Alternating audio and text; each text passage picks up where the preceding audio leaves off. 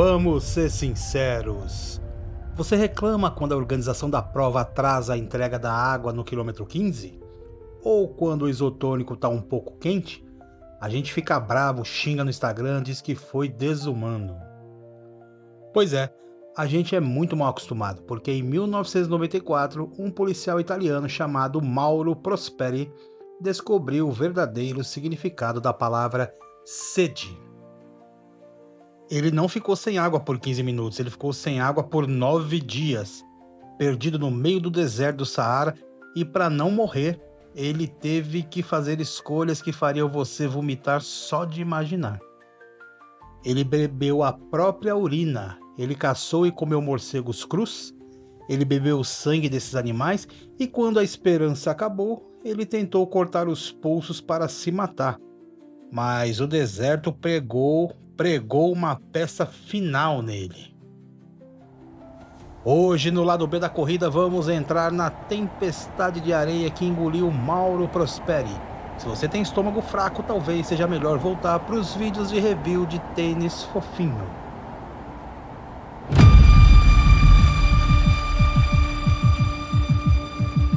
Para entender como alguém chega nesse ponto, precisamos falar do palco desse pesadelo. A Marathon des Sables, ou Maratona das Areias. E se você está se perguntando por que o nome é chique e é em francês, a culpa é de um maluco chamado Patrick Bauer. Em 1984, esse francês de 28 anos decidiu atravessar o Saara sozinho, a pé, carregando uma mochila de 35 quilos nas costas. Ninguém mandou, ele foi porque quis. Ele passou 12 dias no deserto sem ver uma alma viva. Ele gostou tanto dessa solidão e do sofrimento que pensou, por que não convidar mais gente para sofrer comigo? 2 anos depois, em 1986, ele criou a primeira edição da prova. É por isso que as regras são tão brutais. A ideia é imitar a jornada solitária dele. Não é uma maratona comum de 42 km, são 250 km, no Marrocos, no meio do Saara.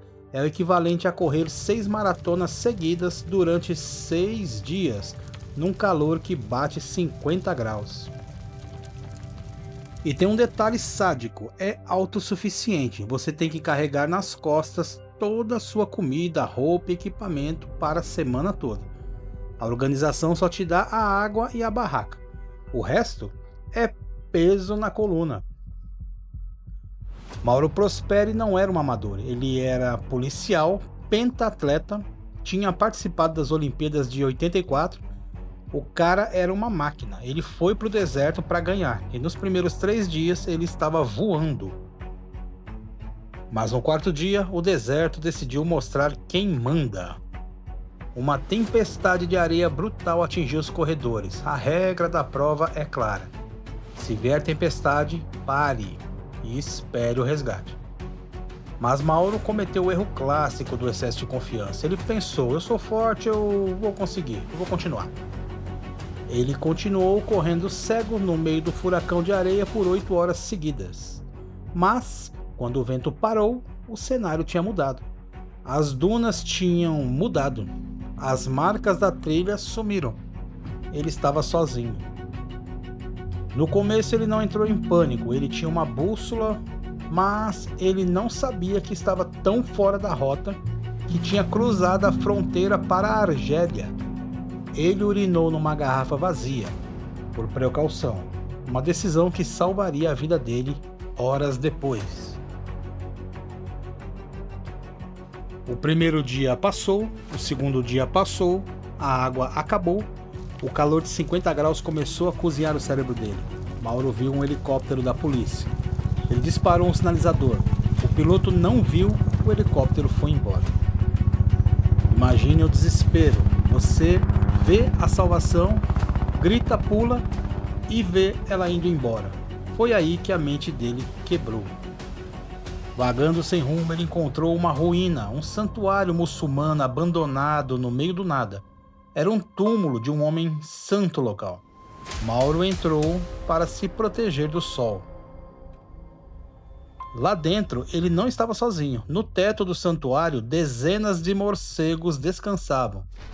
Mauro estava morrendo de fome e sede. O instinto de sobrevivência primitivo assumiu o controle. Ele pegou um punhado de areia, jogou no teto para assustar os bichos e conseguiu pegar alguns. O que ele fez a seguir é digno de filme de terror.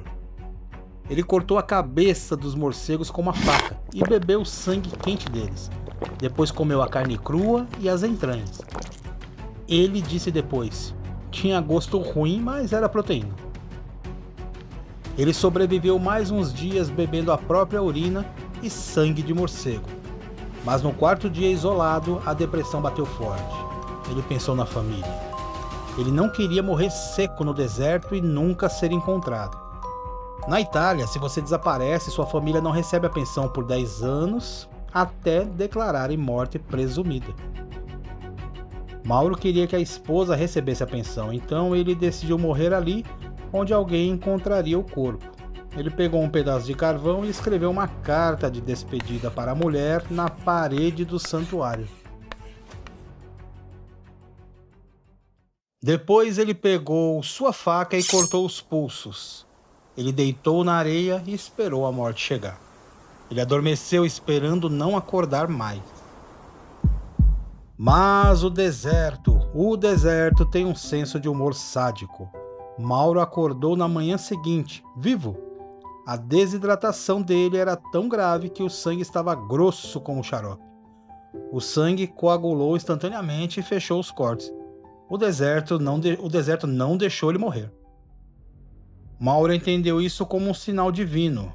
Se eu não consigo morrer, eu tenho que viver. Ele levantou, juntou suas coisas e começou a andar, e andar, e andar.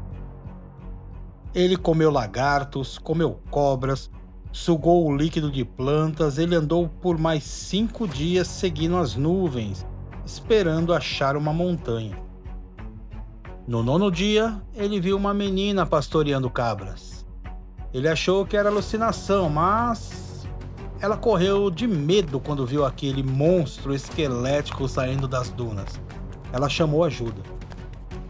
Mauro foi resgatado por nômades tuaregues. Eles levaram ele vendado, porque achavam que ele era um espírito ruim, até uma base militar na Argélia. Quando ele se olhou no espelho do hospital, ele não se reconheceu. Ele tinha perdido 18 quilos. O fígado dele estava quase falindo. Os olhos estavam fundos. Ele tinha caminhado 300 quilômetros fora da rota. Ele sobreviveu e sabe o que é mais louco dessa história? 2 anos depois ele voltou. Ele se inscreveu na Marathon des Sables de novo e completou. Mauro Prosperi provou que o corpo humano aguenta muito mais do que a gente imagina. O limite não está na perna, está na cabeça. Então, meu amigo de 40, 50 anos, da próxima vez que você pensar em desistir do treino porque está muito calor ou porque esqueceu a garrafinha, lembre-se do Mauro e seus morcegos. A gente tem conforto de mais e resiliência de menos. Eu sou o Josemar e esse foi mais um episódio do Lado B da Corrida. Se você não tem estômago para sangue de morcego, deixa o like no vídeo que ajuda muito. E comenta aqui qual foi o maior perrengue que você já passou numa corrida. Até a próxima!